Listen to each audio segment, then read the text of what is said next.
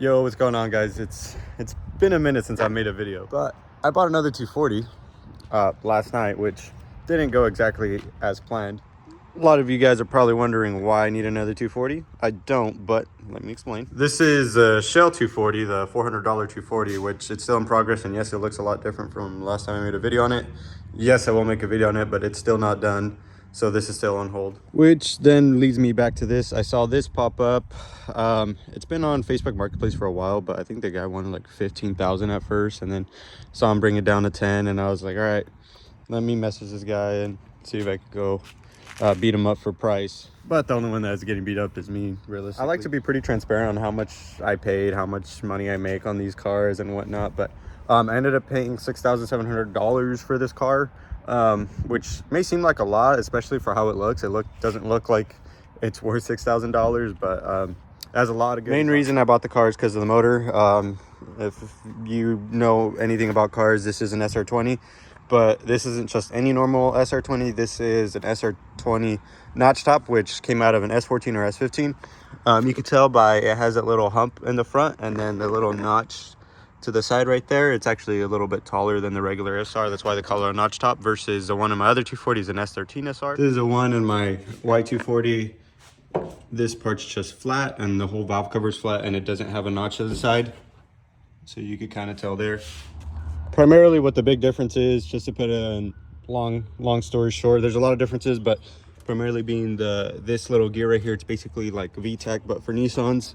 And that's what the S14s and the S15 SR got. That's why they're always so much more expensive, but I mean, you do have a lot more components that could fill at that point.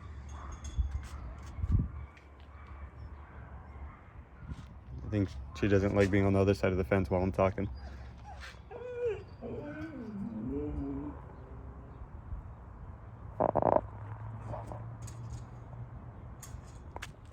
Anyways, other than that, I just really wanted a drift car, and the other car was actually starting to be like a really nice-ish 240, which I'm still probably going to drift the other car, but this was already completely set up. This has Part Shop Max coilovers, which, if you know, those coilovers are like $1,300 coilovers. It already has an angle kit, which it's pretty hard to tell through here. I probably won't be able to capture it, but take my word, it has an angle kit. That's why this one's so much cambered, and it has adjustable arms. This is primarily the front adjustable arm that you want, and the rear, it's already 5-lug too, another big one, and it has a bunch of, oh my gosh, adjustable arms back here. This is kind of the back of it. MB Battles 5-lug. It already has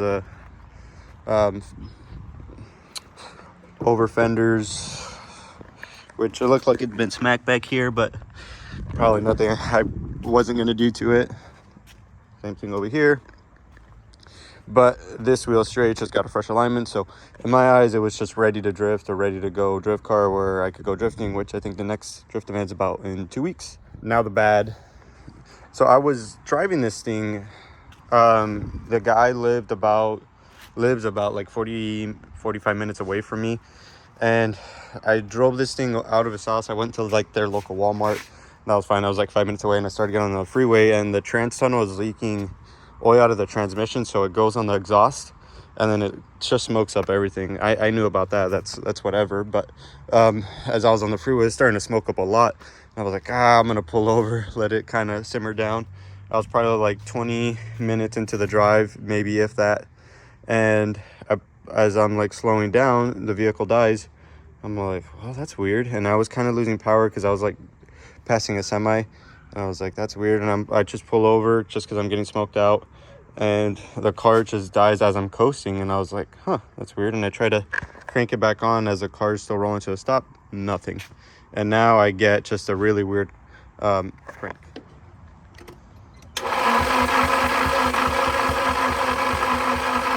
Which to me, that sounds like there's no compression, and that isn't a good thing.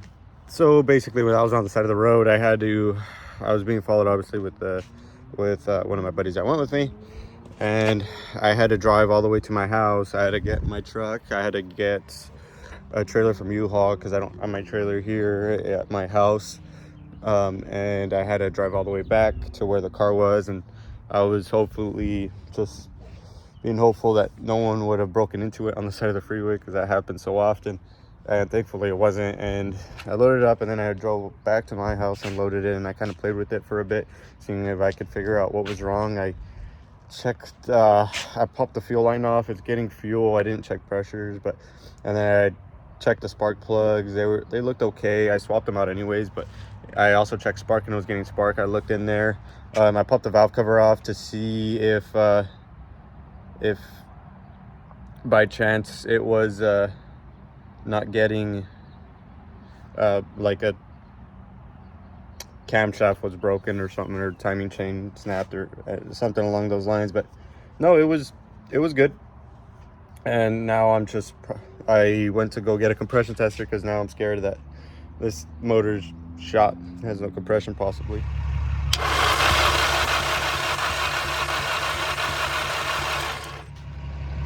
Benny's doing the compression test right now. These motors are supposed to be like around like 180, 150 or so, or normally it varies with the compression tester, but you typically want them, all 4 cylinders, to be within 10% of each other. Those have been the same results for the other 2 cylinders. That cylinder number 3, I yet to do the cylinder number 4, but I have a feeling I already know the outcome. I did pull out the compression tester, test it out under 30 psi for all 4 cylinders.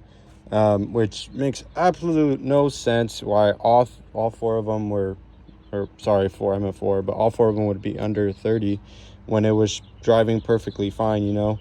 And for all of them to be the same and to drop. And I just spun the motor freely, and everything's moving perfect. Everything looks good under here, so I am absolutely stumped. But that's my luck. Oh shoot, I actually I'm like at a roadblock. I don't know where to go after this, you know. There's only so much you can check, but I guess it's just sit for an hour or 2 and just kind of brainstorm. I don't know. A couple days later, I pulled the motor and inspected it and see what went wrong, and we found out what went wrong. What I kind of like about like POS cars is actually like finding out what's inside. Especially like when they're junk, you just find so much weird shit. Anyways, I already went through some of it, and obviously there's not a shift boot or anything like that, but this thing actually had a pretty mint shift boot. Pretty sure this is out of an S14, but this thing is like pretty minty condition. This I did. The previous owner wrapped like a bunch of this like stuff in like bride fabric, except the driver's door panel. Like, what the fuck is going on here, boy? Hey there, buddy. On the sides, we got a free vice grip, got a couple fuses, got a fucking broken cigarette, receipt for Connell Highway gas station. Anyways, got some coins, got about 50 cent, wrapper. Let me open this door. This is a cylinder lock for the rear of these hatches. Relay, a bunch of fuses and screws and vacuum caps. Hey, this is like steering wheel bolts. More vacuum caps. Weird stuff. Side of this, there's no carpet here, but there's one little like rubber floor mat deal. I hate having no carpet, but for the purpose of this car, it's okay. The most surprising part is this dash is super clean, completely uncracked. It's not my first uncracked dash, but yeah, like the cluster and all this stuff is like pretty mint. This is originally a Heike's car, it looks like, but yeah, all this stuff looks pretty mint. And then it comes with this quick release. I actually hate quick releases. I don't know if hating quick releases is a thing, but I fucking hate them. Only for the same reason that you can't reach your turn signals with your hand on the wheel. You have to do this, and they're so close to you. Like, steering wheel is supposed to be over here, but instead it's like so much closer to you. Like, some tall people like need it so their knees don't hit like the wheel, but I just scoot my seat up. We got some headliner Broadway mirror. One side, fuck knows what happened to the driver's side. We got a flip out double din, or it like flips out, goes up. It's a piece of crap. There is a turbo timer, so if you know what these are, it'll like keep the ignition running after you turn it off. Is this a, oh, this is a lead pencil. I thought that was a pen. Anyways. Gay Pride sticker. A sick ass dog. All this crap was mostly, wasn't here. He gave me these radiator mounts for the intercooler because the intercooler was sagging, but they're Honda radiator mounts, so that's pretty funny. We'll make that work somehow. See the back over here. Bunch of random stuff. Brake fluid, tape, wrappers. A little pick. More change down there. Amp wire. Want to see what else that is. Fire extinguisher. I actually bought this fire extinguisher like 5 minutes after buying the car. Just because it's kind of safe to keep one in there. Hopped over to the other side. Got some Viagra. Got a high school parking pass. Previous owner was probably a high schooler, which kind of weird to think about. So Ray-Ban's case. That's the ECU. You pop the glove box open. We got a control. 12mm socket. Some more Viagra. A little underglow thing, I think. I'm not sure. I don't think this car is underglow. Not when I was under it anyways. I didn't see it. Card. I actually opened this. I'm not gonna show what it has, but this is kind of a come up right here. Yo, we got a Dairy Queen gift card. Let's go. I wonder what they bought at Walmart. Probably some more Viagra. I can't tell what that says. Oh, AirPods. Oh, fuck me. iPhone charger. Probably like an eBay charger. Oh, it came with so many iPhone chargers. This is a long one, dude. You can wrap this around your waist. Same thing with this one over here. It'll charge like 5 iPhones at once. Little trees. Bulbs. More receipts. This actually smells so good. I've never like smelt it before this car, and it actually smells pretty good. More bolts. Little extension there.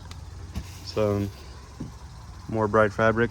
The lettering actually isn't all faded. Normally they are.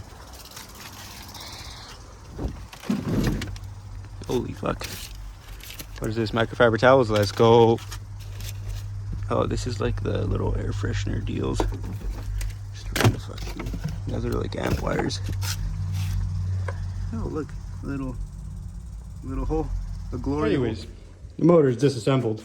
Found out that the valves hit the pistons. I don't know if you'll be able to see that, but barely anything right there. You kind of see where it nicked it. But essentially that's where all the compression was going. You see like right there. A little line, but yeah, that's where all the compression was going. This was leaking like a sieve. So it looks like someone had tried to regasket it at one point, but taking the head gasket out, I was able to just redo this. Someone did this terribly wrong. It looks like they put like so much silicone. I don't know what they did, but it looked like the head gasket was also leaking down towards like the engine block. So at least we got that taken care of. This is a cylinder head over here. Everything looks pretty normal. The rockers are okay. Didn't really float a rocker, but the valves have seen better days. This is probably the valve that got like the hardest impact. So I'm gonna just have the machine shop do it rather than me messing with it. Don't got time for that. And we had put like water in there to see. Oh look, now it looks all rusty because we put water in there. To see it leak down.